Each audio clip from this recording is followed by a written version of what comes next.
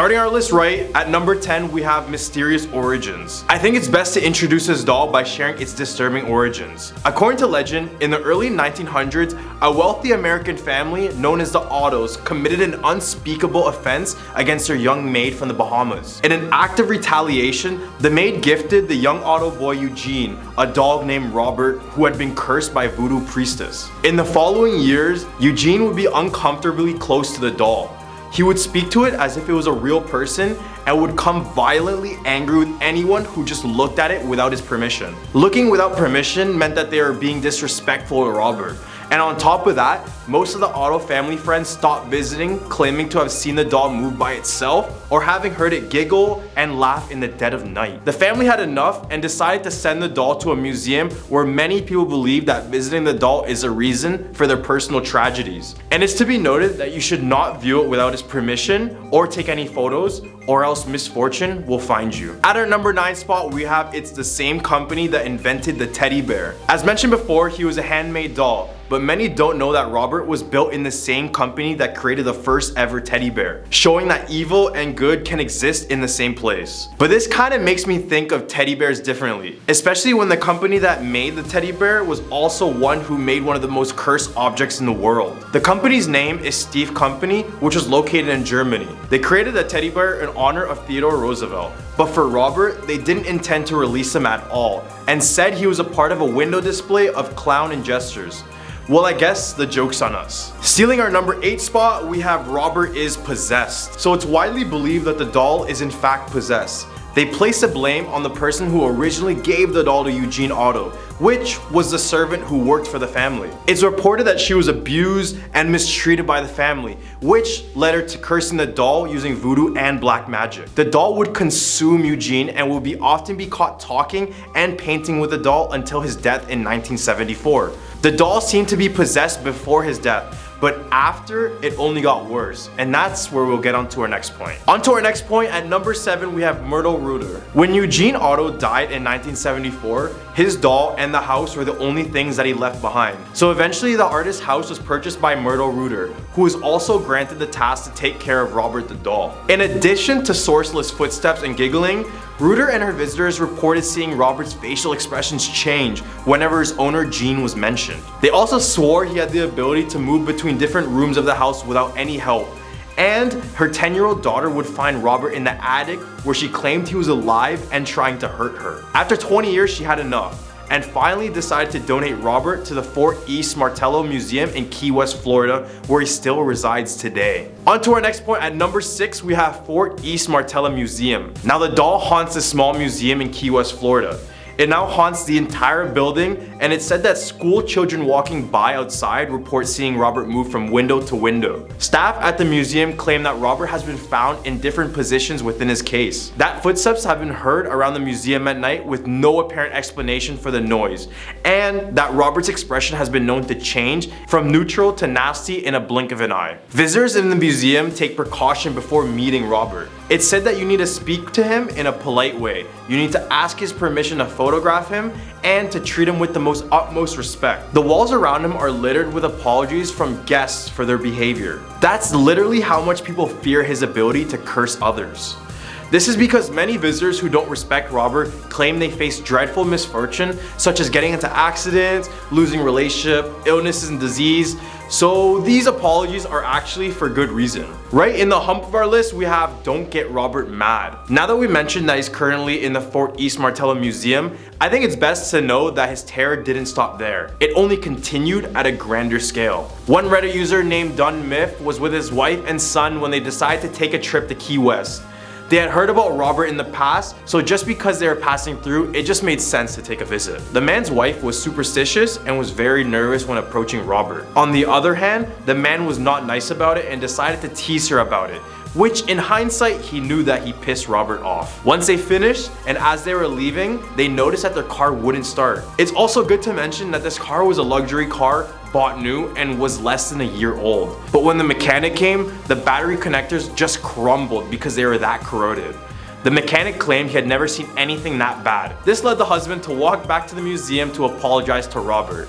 I know, creepy stuff. All the way at our number 4 spot, we have Robert moving his foot. A lot of people decide to record Robert as they visit the museum. Many don't really record anything supernatural, and besides, they are usually stressed because of the conditions needed to visit Robert. As mentioned already, you need to ask permission to take pictures or videos or even talk to the doll. If not, people claim bad luck and negativity in their lives. So here's a video of someone showing Robert the doll.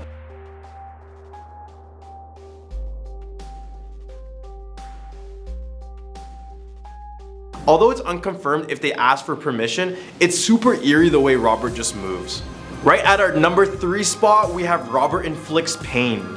Just one more museum encounter for our list, I promise. Reddit user Taiji Lu talked about his tragic encounter with Robert the doll. He was super excited to see the doll. A kid in the candy shop is how he described it. He reported feeling heavy the moment he was in the same room as Robert, and he even claimed to see apparitions in the corner of his eyes. The user took a photo of Robert, and once he started to tell the story to one of his friends, the atmosphere changed and he felt sick to the stomach. As they rode back home on their bikes, the kid would fall off and dislocate his knee, and to this day, he would still blame it on Robert the doll. We're almost done, and at our number 2 spot, we have Ozzy Osbourne. I know it's a bit random, but I wasn't surprised that Ozzy Osbourne had a connection to this cursed doll. Just in case you've been living under a rock, Ozzy Osbourne took over the 70s with his heavy metal vocals and personality. In this series, Ozzy and Jack's World Detour, they decided to pay a visit to the doll. During the visit, Ozzy and his son did apologize and ask for permission, but the doll just didn't seem fazed. Do you believe in that voodoo? I think that's some weird superstition. After this occasion, Ozzy had a terrible 2019. He took many serious falls, causing many major bruises and cuts. He underwent neck surgery, he got an infection in his hand, and was hospitalized for a flu. He blamed all of this on the cursed doll. Sorry, Robert. Sorry, pardon. So if Ozzy Osbourne speaks, we listen. At our number 1 spot of our list, we have an inspiration from Chucky. One of the most influential horror films of all time is 1980's Child's Play. This starred the infamous killer doll Chucky. Even though he isn't a real person, he is based on a real figure. And you guessed it, it's Robert the doll. These stories have very many similarities. Like Robert, Chucky was a gift to a little boy who at first saw Chucky as his best friend and primary companion. Chucky's tale also parallels Robert's because they are both living dolls who cause chaos wherever they go. Both these dolls are just entities of mischievous deeds. Starting our list right at number 10, we have The Hands Resist Him. This 1972 painting by Bill Stoneham depicts a young boy standing next to a doll in front of a glass doorway. If you look closely at the window behind the boy, you'll see a multitude of hands pressing against the glass. The boy himself is based on a photograph of the artist at a young age. The glass behind him represents a line between fantasy and reality. And the doll serves as his guide. Supposedly, the art critic that first reviewed the piece, as well as the director who put it on display, both passed away within a year of viewing the painting. The last person to sell the piece claimed that it was indeed cursed and that the characters within the art piece would move around.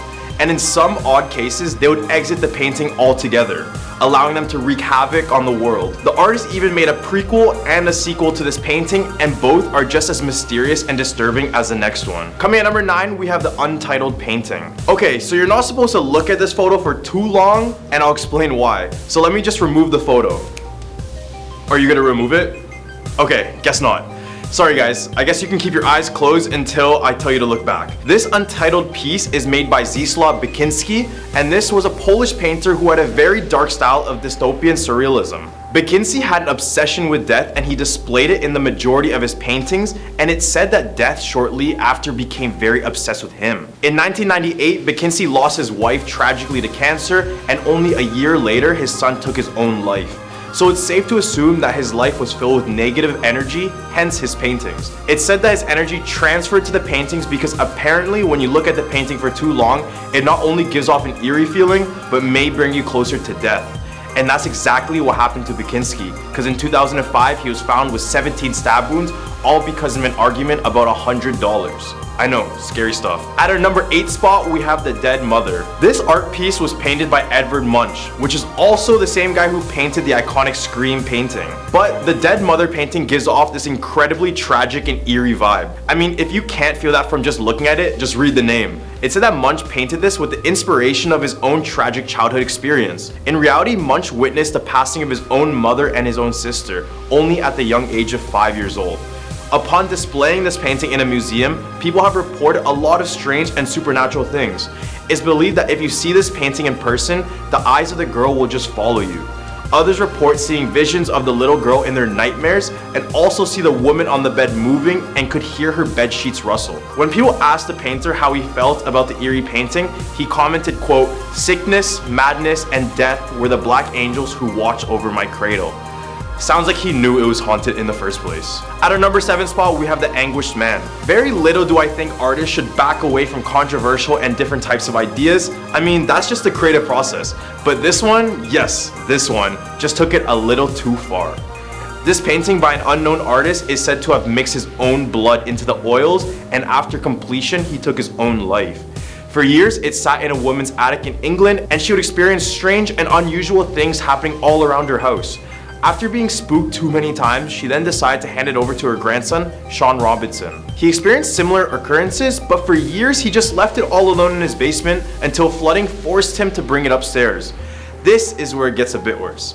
He started to hear whispering, crying, and he would also see a shadowy figure walk around the house, and even his son said it tried to push him down the stairs.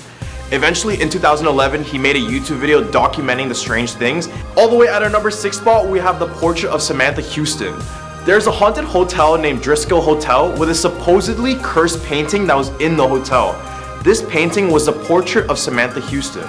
Now that you've seen the paintings, I regret to inform you that some people report feeling nauseous or having the sensation of falling while they look at it. So if you haven't done both, you're doing great.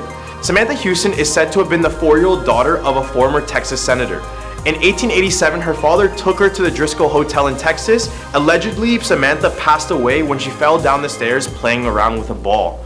Now, the paranormal activity around the building is blamed all on Samantha. Door handles around the painting shake with no explanation, and a ball could be seen bouncing around in the lobby. Others say that her expression becomes distorted when they view the painting in person. Right in the hump of our list, we have The Crying Boy. Painted by Italian artist Giovanni Bragolin, it became very popular in the 1950s, and many prints were made as well. Now, during the 80s, there was a huge string of house fires where the painting came out unscathed. The whole house would be burning down, and plop, there's a fully intact painting still there. Fire station officer Alan Wilkinson personally logged 50 fires where the painting survived, so it's pretty resilient. Rumors then spread that the painting was actually of an orphan who lost his home in a fire. At our number 4 spot, we have The Rain Woman.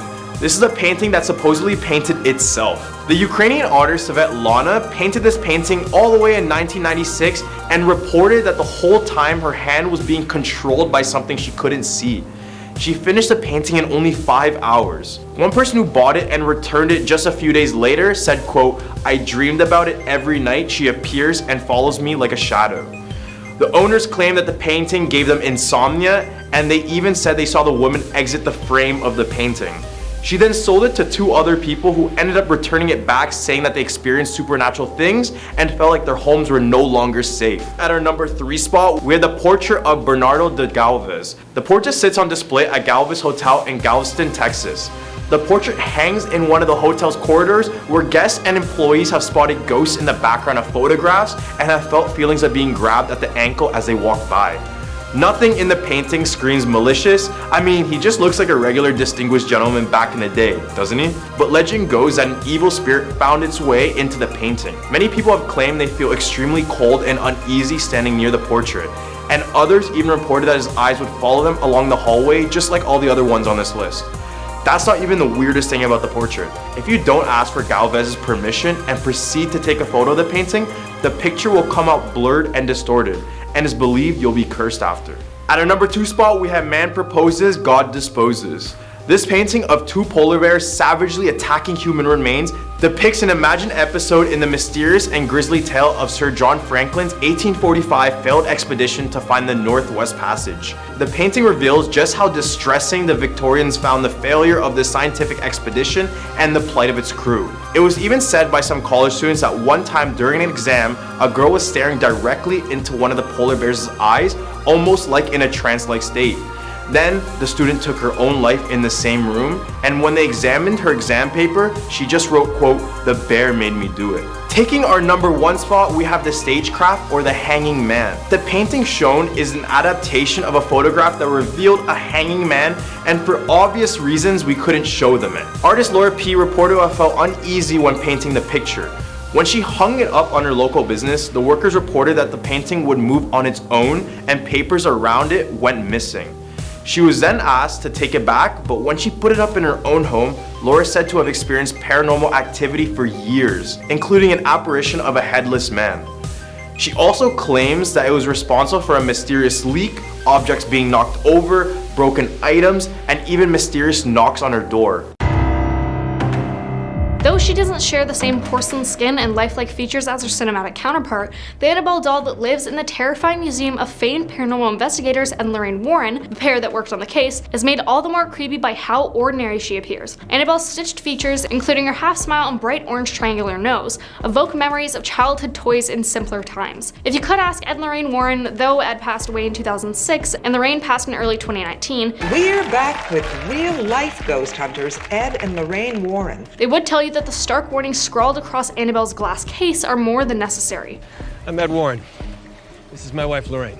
According to the well-known demonologist couple, the doll is responsible for 2 near-passing experiences, 1 fatal accident and a string of demonic activities that lasted around 30 years. The first of these infamous hauntings can allegedly be traced back to 1970, when Annabelle was brand new. The story was told to the Warrens by 2 young women and was retold for years after by the Warrens themselves.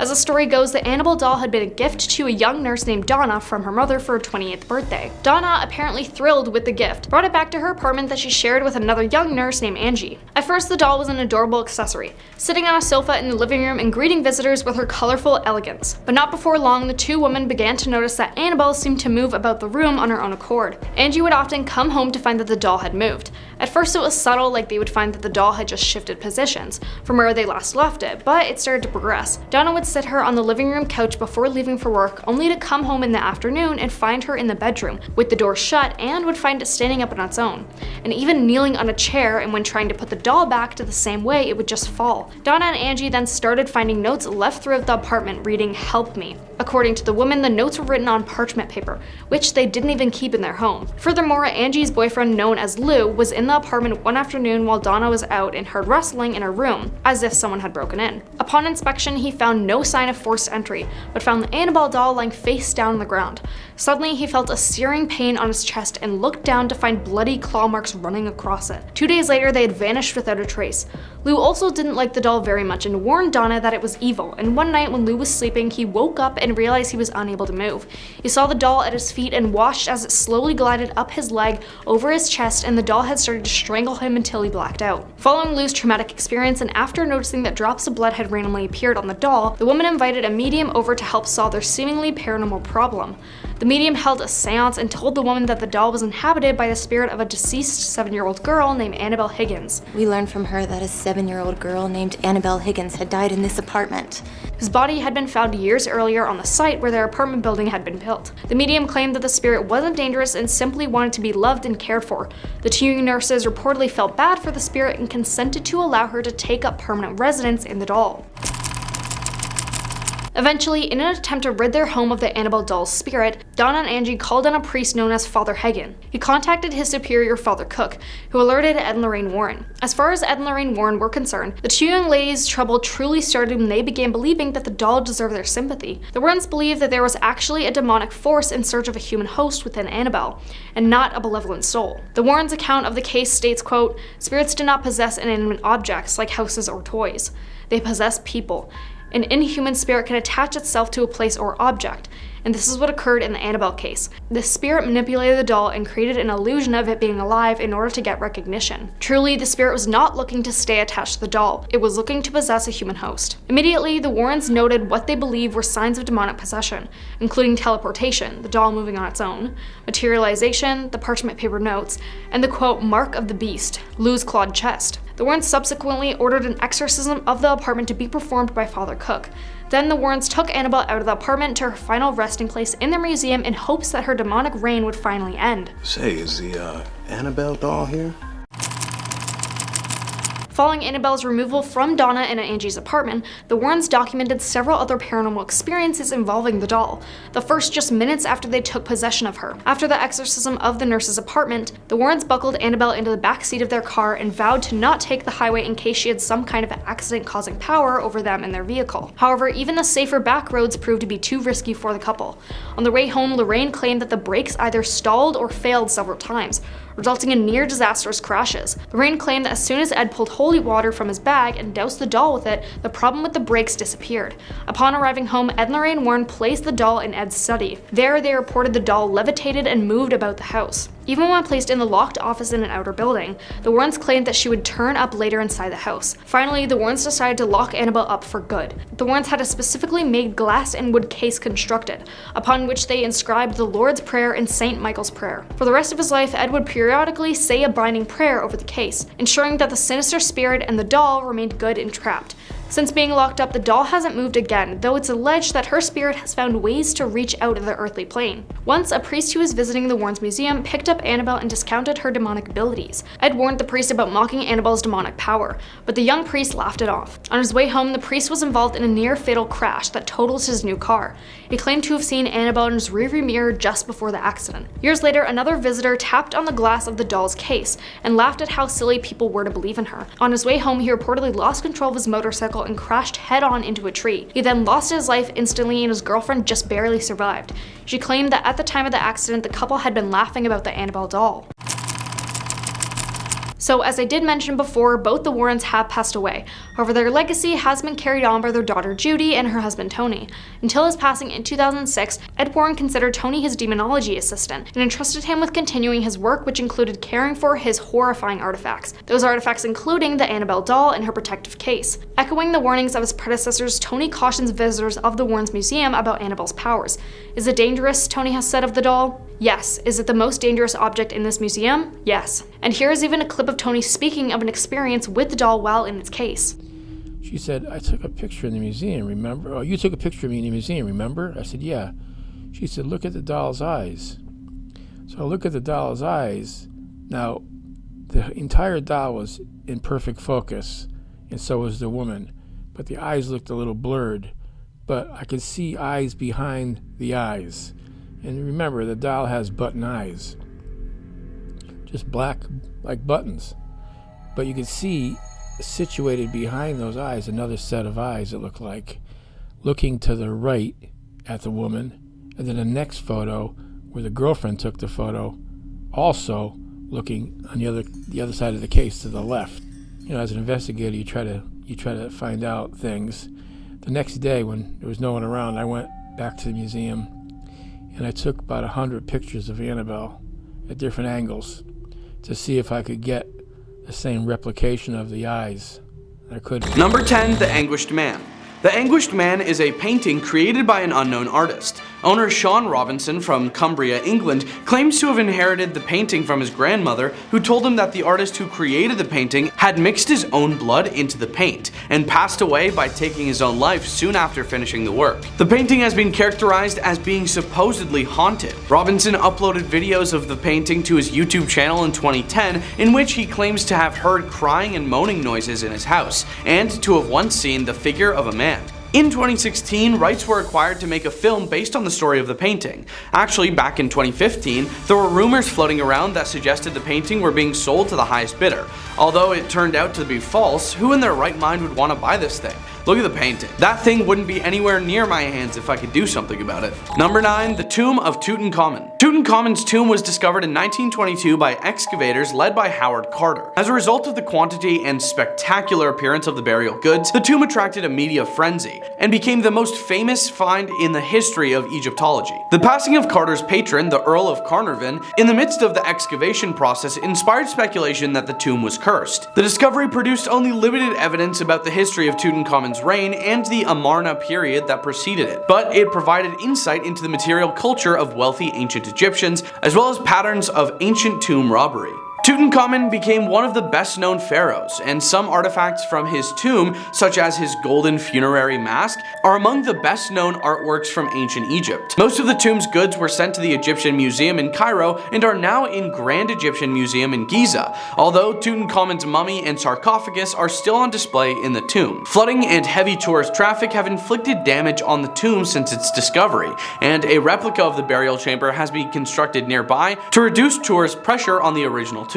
Number 8. The Hope Diamond. The diamond has been surrounded by a mythology of a reputed curse to the effect that it brings misfortune and tragedy to anyone who owns it or wears it. But there are strong indications that such fabrications enhance the stone's mystery and appeal, since increased publicity usually raised the gem's value and newsworthiness. According to many specious accounts in the late 19th and early 20th century, the original form of the Hope Diamond was stolen from an eye of a sculpted statue of the Hindu goddess Sita. However, much like the Curse of Tutankhamun, this general type of legend was most likely the independent creation of Western authors during the Victorian era, and the specific legends about the Hope Diamond's cursed origin were invented in the early 20th century to add mystique to the stone and increase its sales appeal, as well as increase newspaper sales. Number 7. The Crying Boy. On the 5th of September 1985, the British tabloid newspaper The Sun reported that an Essex firefighter claimed that undamaged copies of the painting were frequently found amidst the ruins of burned houses. By the end of November, belief in the painting's curse was widespread enough that The Sun was organizing mass bonfires of the paintings sent in by readers. Steve Punt, a British writer and comedian, investigated the curse in a BBC Radio 4 production called Punt PI. The conclusion reached by the program following testing at the building research establishment is that the prints were treated with a varnish containing fire retardant, and that the string holding the painting to the wall would be the first to deteriorate, resulting in the painting landing face down on the floor and thus being protected. David Clark, investigative journalist, says that stories naming the child as Don Bonillo or Diablo did not emerge until 2000 in a book by Tom Sleman. They relate the child to several fires, including the painter's studio. However, he says that there is absolutely no truth whatsoever to any of that. Number 6. Robert the Doll. According to legend, the doll has supernatural abilities that allow it to move, change its facial expressions, and make giggling sounds. Some versions of the legend claim that a young girl of Bahamian descent gave Otto the doll as a gift or as retaliation for a wrongdoing. Other stories claim that the doll moved voodoo figurines around the room and was aware of what went on around him. Still, other legends claim that the doll vanished after Otto's house changed ownership a number of times after his passing, or that young Otto triggered the doll's supernatural powers by blaming his childhood mishaps on the doll. According to local folklore, the doll has caused car accidents, broken bones, job loss, divorce, and a cornucopia of other misfortunes, and museum visitors supposedly experience post-visit misfortunes for failing to respect Robert. Number 5. Busby's Stoop Chair. The Busby Stoop Chair is an allegedly haunted oak chair that was cursed by the butcher Thomas Busby before his execution by hanging in 1702 in North Yorkshire in the United Kingdom. Due to the many passings later attributed to people sitting in the chair, the landlord donated it to the Thirsk Museum. Thomas Busby was arrested, tried, and condemned to execution after he ended his father-in-law Daniel Audi in 1702. Audi and Busby were running a coin counterfeiting business, as well as other criminal enterprises, and they argued about the business, which ended with Busby removing Audi from the picture. One variation of the story has Busby cursing the chair whilst on his way to the execution, whereas another says that he was drunk in the chair when he was arrested and cursed it then. Number 4. The Gold of Tolosa. The Gold of Tolosa was never found, but was suspected to have remained in the custody of the Servili Capiones, who, despite the total impoverishment of their patriarch, became immensely wealthy. Despite this, the heirs of Capio also seemed to suffer from unlucky ends. During the Social War, Capio's son, also called Quintus Servilius Capio, was tricked by the Marsic general Quintus Popatus Silo and ambushed, which resulted in the destruction of his army and his own passing. Caipio's grandson passed away young from an unnamed illness, while the last heir, Caipio's great-grandson Marcus Junius Brutus, would undertake the assassination of Julius Caesar, an action which eventually led to the rise of Octavian and the Roman Empire, and Brutus's passing at the Battle of Philippi. The sources make frequent allusions to the gold being cursed. The earliest, Strabo, says that due to having laid hands on the gold of Tolosa, Caipio ended his life in misfortunes, while his near contemporary Pompeius Trogus even suggested that the defeat of Orozio was punishment for the theft of the treasure. A Latin proverb, aurum habet Tolosanum, he has got the gold of Tolosa, taken to mean his ill-gotten wealth will do him no good, was even formed as a result. Number 3, The Hands Resist Him. The Hands Resist Him is a painting that was created by artist Bill Stoneham in 1972. It depicts a young boy and a female doll standing in front of a glass paneled door against which many hands are pressed. According to Stoneham, the boy is based on a photograph of himself at age 5. The doorway is a representation of the dividing line between the waking world and the world of fantasy and impossibilities, while the doll is a guide that will escort the boy through it. The titular hands represent alternative lives or possibilities. The painting became the subject of an urban legend and a viral internet meme in February 2000, when it was posted for sale on eBay, along with a description implying that it was haunted. Number 2, James Dean's car. The curse of James Dean's car, the little bastard, has become part of America's cultural mythology. The story of the curse begins before the car itself has been involved in any crash. In his 1985 autobiography, Blessings in Disguise, British actor Sir Alec Guinness relates that on his first night in Los Angeles on September 23, 1955, after leaving a restaurant with no table available and setting out to look elsewhere, he and his friend Talma Moss met James Dean, who invited them to dine with him at his table at the place they had just left, and showed them his silver Porsche, with Dean saying, "It's just been delivered." A hungry and exhausted Guinness then warned Dean to never go into the car. Please, never get in it. It is now 10 o'clock, Friday the 23rd of September, 1955. If you get in that car, you will be found without your life in it by this time next week. The following Friday, his prediction would come true. Number 1, Annabelle. Annabelle is an allegedly haunted Raggedy Ann doll housed in the now closed Occult Museum of the Paranormal Investigators Ed and Lorraine Warren. Annabelle was moved there after supposed hauntings in 1970. A character based on the doll is one of the antagonists that appear in the Conjuring universe. According to the Warrens, a student nurse was given the doll in 1971. They said that the doll behaved strangely and that a psychic medium told the student that the doll was inhabited by a spirit of a deceased girl named Annabelle. The student and her roommate tried to accept and nurture the spirit-possessed doll, but the doll reportedly exhibited malicious and frightening behavior. It was at this point that the Warrens say they were first contacted, moving the doll to their museum after pronouncing it demonically possessed. The doll remained in a glass box at the Warrens Occult Museum in Monroe, Connecticut until the museum's closing. Coming in at our number 10 spot, we have the Goddess of Death statue. The ancient limestone statue known as the Woman from Lem, or more infamously known as the Goddess of Death, has been the subject of much speculation and superstition since its discovery in Cyprus in 1878. Dating back all the way to 3500 BC, the true purpose of the statue is shrouded in complete mystery, but it is believed to have been used as either a fertility symbol or a representation of a long-forgotten goddess. Despite its small and unassuming appearance, the statue has been linked to a series of tragic events that have befallen each of its owners throughout the years. The first recorded owner of the statue was Lord Alphonse, who lost all 7 of his family members within 6 years of acquiring this piece. The curse continued with Ivor Medici, the statue's second owner, whose entire family died within 4 years of obtaining it.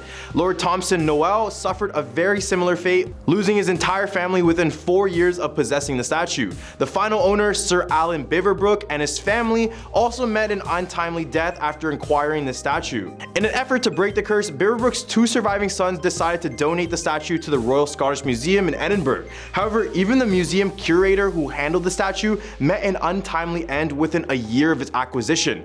Today, the statue remains safely well behind a glass at the museum. At our number 9 spot, we have the Dark Mirror. The Dark Mirror is a very creepy mirror that has gained notoriety due to its disturbing vision it allegedly brings to those who gaze gaze into it. It was obtained by the Traveling Museum of the Paranormal and the Occult from a woman whose mother had purchased it at a psychic expo. The mirror appears to use the energy of the gazer and show them their deepest fears and nightmares, including visions of their own corpse. The mirror is best used in psychomantium, which is a setup in an enclosed area with only darkness used to communicate with spirits.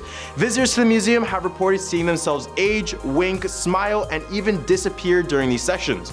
The dark mirror has caused headaches, feelings of dread, and an intense electrical energy in some people as well. The previous owner of the mirror became withdrawn after trying to perfect her divination skills using the mirror and eventually kept it in a closet, saying that it was evil. Despite the negative experiences associated with the mirror, some people have been brave enough to try it for themselves, with some reporting only seeing their reflection while others see something else completely. The mirror still remains a mystery and its true powers and purpose remain unknown. At the number 8 spot, we have the Bassano vase. This vase is a pretty little thing and pretty old too. Cast from silver in the 15th century and produced in a very simple design, it is one of the most mysterious and elusive haunted objects in the world. Originally, the vase was a wedding present for an Italian bride who lived in a small village in Napoli. On the woman's wedding night, she was found slowly passing away on the floor. Her hands were wrapped tightly around the silver vase, and in her dying breaths, the bride vowed to have her revenge and then passed away. Ever since, every owner of the vase has passed away tragically and in very mysterious ways. It was hidden away until it got auctioned, and upon looking inside of the vase, there was a note inside saying, quote, "Beware, this vase brings death." It was then sold 3 different times in different auctions, but every single owner would pass away. Eventually, it was buried, and now no one knows where it's located, and that's probably for the better. Others believe it was taken by a museum, but after a number of mysterious deaths from staff members, they decided to hide it from the public's eyes. Coming in at our number 7 spot, we have the Baker's wedding dress. This dress belonged to Anna Baker, who was a part of a wealthy family located in Altoona, Pennsylvania. They would reside in what is known as the Baker Mansion in 1849, the same year Anna fell in love with a man and planned to get married. But her father Elias was like, no, that's not happening. It's believed he said no because he was a part of a different social class. He didn't want the marriage to happen so bad, he even got the man banished from the town. Anna was heartbroken as a result and just begged her dad, but her dad just kept telling her no. She then went on her way to buy her own dress, which is the one in this picture, and showed her father, and he was still very adamant on his decision. So in spite of her father, she never married even after death. Fast forward to 1922, all the members of the Baker family passed away, and the mansion had been bought by the Blair County Historical Society and then turned into a museum. In the museum, guests report seeing the glass of the dress being shaken violently, and others report seeing a woman apparition in a black dress staring into this display, and perhaps it's Anna from the grave. But I guess we'll never know. At number 6 spot, we have the Dybbuk box. In June last year, Post Malone visited the Haunted Museum in downtown Las Vegas with Zach Bagans, host of the TV show Ghost Adventures. Bagans took Malone into the most notorious room in the museum, which held the Dybbuk box, widely considered the world's most haunted object. The cabinet is haunted by a Dybbuk, which is a malicious spirit, and was first put up on sale on eBay in 2012. According to the seller's description, it was purchased from a Holocaust survivor's granddaughter who brought it in Spain after escaping the occupied Poland at the time. Manis, the buyer, found a series of strange items inside, including 2 pennies, locks of hair, a small statue engraved with the Hebrew word shalom, a golden wine goblet, a dried rosebud, and a single candle holder with octopus-shaped legs. The box passed through a few hands before the last owner consulted with rabbis on how to seal it for good. Then Post Malone was with Bagans when he decided to touch the box for the very first time, and Malone grabbed Bagans' shoulder while he was doing so. The curse was apparently transferred to Post Malone, and he experienced a series of unfortunate events. His private plane was forced to make an emergency landing after its tires blew out. 3 armed robbers targeted a home in San Fernando Valley that they believed to be his, and his Rolls Royce was involved in a serious car accident. The Dybbuk box has a long history of strange occurrences surrounding it, with previous owners experiencing horrific nightmares, strokes, and physical ailments. In the hump of our list, we have the Ring of Sylvanus. This is a cursed ring that was first owned by a Roman man named Sylvanus. This was a rather large ring with a diameter of 1 inch, so it was believed she wore this on her thumb or even over her glove. but one day his ring was stolen from him. He believed it was taken from a man named Sinicanus, and Sylvanus then proceeded to place a curse on the guy by heading up to a temple and creating a lead plate naming it the Cursed Tablet. On this tablet he wrote, quote, "For the god Nodin, Sylvanus has lost a ring and donated 1/2 of its worth to the Nodins. Among those named Sinicanus, permit no good health until it is returned to the temple of the Nodins." It is believed whoever owns the ring will fall ill, get into accidents, or have things happen to them which will lead them to everlasting suffering. And fun fact, this is the same ring that inspired Tolkien's Lord of the Rings, so it kind of makes sense. In 1785, it was found on a random farm, but now it is placed in good hands in a museum that is not known, which is probably for the better since no one will be ever to place this curse on their finger ever again. At a number 4 spot, we have the Busby Stoop Chair. In 1702, Thomas Busby was convicted of murdering his own stepfather. Story goes that on his way to his execution, he requested one final thing. This request would be simply to have one last drink in his favorite pub. Nothing harmful, right? So the judge decided to let him do it. After permission was granted, he decided to have a beer in his favorite chair at the bar. Here is where it gets kind of worse. After finishing his drink, he said aloud, quote, "May sudden death come to anyone who dares sit in my chair." He was then escorted to his execution, and his body would be displayed right outside of the inn for all to see. Over the years, death struck many who sat in the chair, leading the landlord to donate it to the Thirst Museum in England. Locals claim that during the Second World War, Canadian airmen from the nearby base at Skipton-on-Swale went to the pub, and those who sat in this chair never returned home from their bombing missions over mainland Europe. To avoid anyone sitting on it, they suspended it 5 feet in the air to stop any future tragedy. Regardless, this chair looks super uncomfortable, so I wouldn't even know if I want to sit on it, cursed or not. At a number 3 spot, we have the Okiku doll. Let me start this off by saying that this haunted doll is worse than Chucky. The story starts in 1918 Japan. Older brother Aikichi Suzuki bought a doll for his 2-year-old daughter Okiku. The doll had a black bob cut and a traditional kimono. His sister loved the doll so much that she even named it after her own name. These two would become so attached like no other. But in the following year, Okiku became gravely ill and ended up passing away. To commemorate her, her family put her favorite doll on her memorial shrine. Everything seemed fine until after a few days they would begin to notice something very strange. The doll's hair seemed to be actively growing, and every time it was cut, it would just keep on growing until it just reached just above her knees, which actually happened to be the place where the human Okiku's hair stopped. Eventually her family would move away, but choose to keep the doll in the same place, thinking that Okiku would have wanted that. Now it resides in the Menenji Temple, where it's said that monks will cut the hair regularly as it keeps on growing. At number 2 spot, we have Annabelle. I know you heard this one, but it's too good of a cursed object to leave out of this list. For all who don't know, the doll's name Annabelle comes from the alleged spirit who possesses it. In the early 1970s, a young college student named Donna gave the doll to Ed and Lorraine Warren, a now famous pair of paranormal investigators. Originally, Donna received the doll as a gift from her mother, who purchased it in an antique shop. Over time, Donna and her roommate noticed that the doll had a tendency to move, be it from locations throughout the apartment or positions upright, legs crossed, etc. After more paranormal activity, the girls contacted the Warrens, who decided the doll contained a demon straight from hell. When an exorcism failed to do the trick, the Warrens agreed to move the doll to a secure location inside of a glass box at their museum in Connecticut. Unfortunately, their museum has been since closed down and only a small select few can still visit. So best believe this museum is locking away all these evil objects contained in the building now, and probably for very good reason. Coming in at a number 1 spot, we have the Terracotta Army. This is a one-of-a-kind 2200-year-old funerary art. The Terracotta Army is considered the most priceless archaeological discovery of modern times. However, for those 7 farmers who discovered it back in 1974, the warriors have been proved more of a curse than a blessing. Soon after the discovery, their farmlands were claimed by the government and their homes were demolished to make way for exhibition halls and various gift shops.